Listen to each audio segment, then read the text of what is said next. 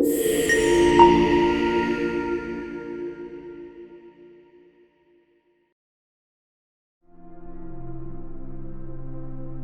outcomes in life are often a lagging measure of your habits.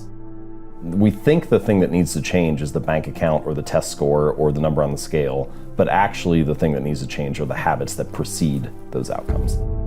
Rather than making the goal the default, the thing that you focus on almost exclusively, let's make the system the default and then only check in on the goal occasionally to see if we're moving in the right direction.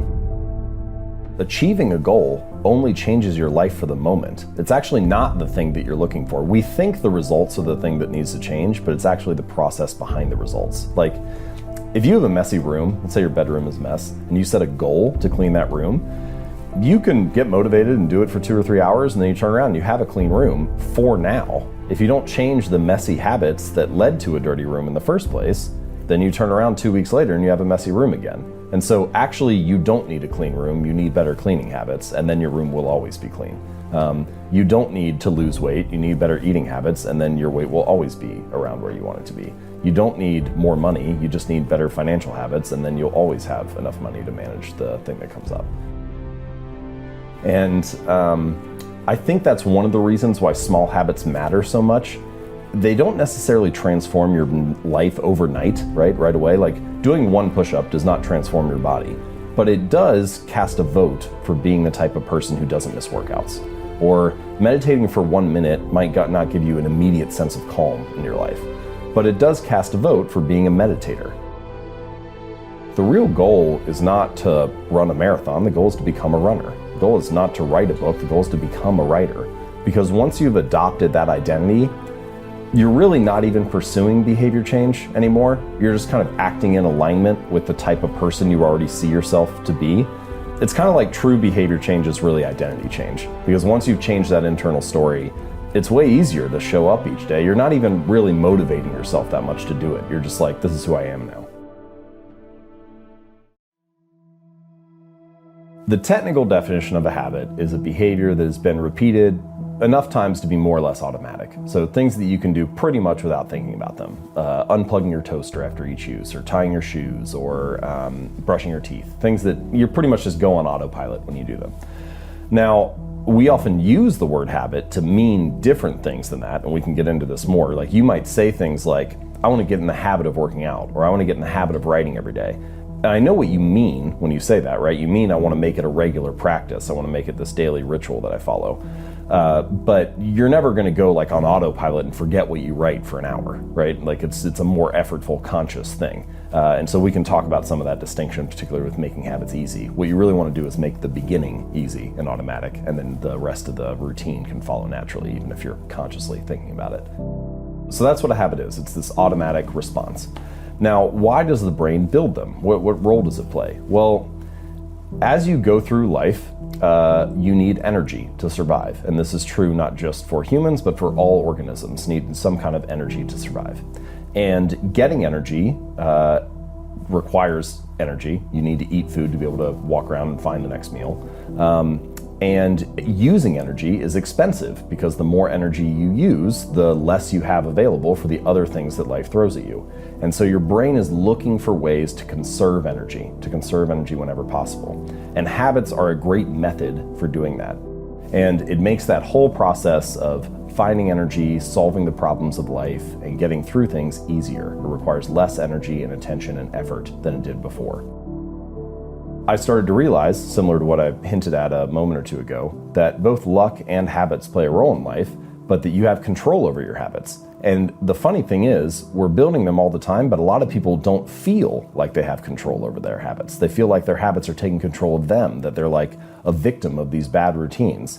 And once you start to dive in a little bit and like uncover the layers and realize what a habit is and how it works, then you start to develop a little more control over it. And I think if we're going to be building habits anyway, then it makes more sense to be able to understand how they work and how to structure them so that you can be the architect of your habits rather than the victim of them. It's not that luck and randomness and uncertainty don't play a role in life. They do. You know, luck is a part of all of our lives to a certain degree, both good fortune and bad. But by definition, you don't have control over luck. And your habits also matter. And I think that the reason they're so worthwhile to focus on and understand is that they are the portion of your life that you can influence that also determines your outcomes. It's not just luck, it's not just habits, but one of those you have control over. And so it makes sense. The only reasonable strategy is to focus on what you can control. If you spend all of your time focusing on things you can't control, then you're just going to end up frustrated. Talent and genes, they play a role. And it's important, people have natural predispositions to things that make them better. But what you find is that nearly always when someone is a great performer in a particular domain, they are both well suited, so naturally talented or have some kind of predisposition to that area, and well trained. And so even if you are talented, you can't succeed without having great habits to execute and to fully realize the potential that you have. A lot of the time people talk about, I want to have more money, or I want to lose weight, or I want some kind of result. But the truth is, your bank account is a lagging measure of your financial habits. Your weight is a lagging measure of your eating habits. Your knowledge is a lagging measure of your learning and reading habits.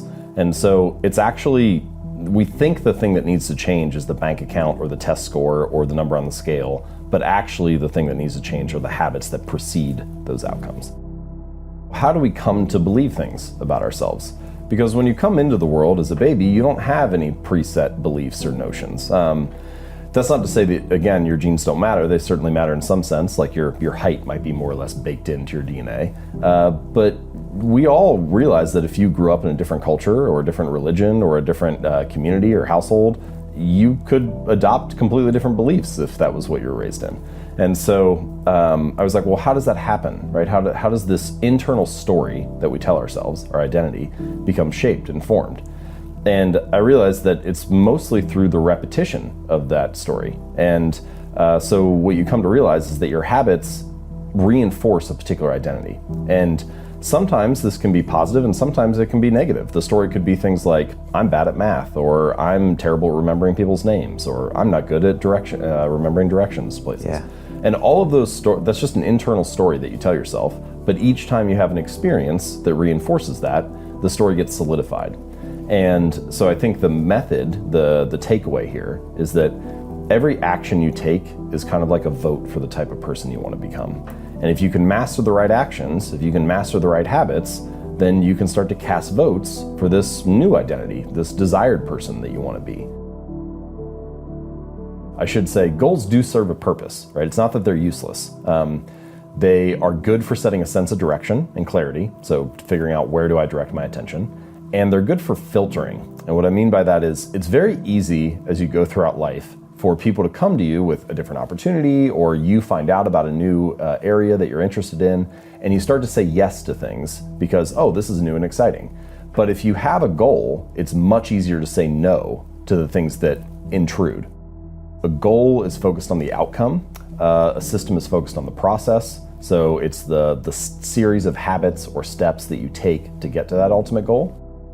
There's sort of this like yo-yo effect, right. Like someone trains for a half marathon and then they run the race, and that race motivated them to train for the last 3 or 4 months. And then the race ends and they stop, they take a week off, then a week turns into 2 weeks, and then 2 months and so on. And then they turn around like 4 months later and like, man, I haven't ran in months. Like I need to sign up for a new race or something.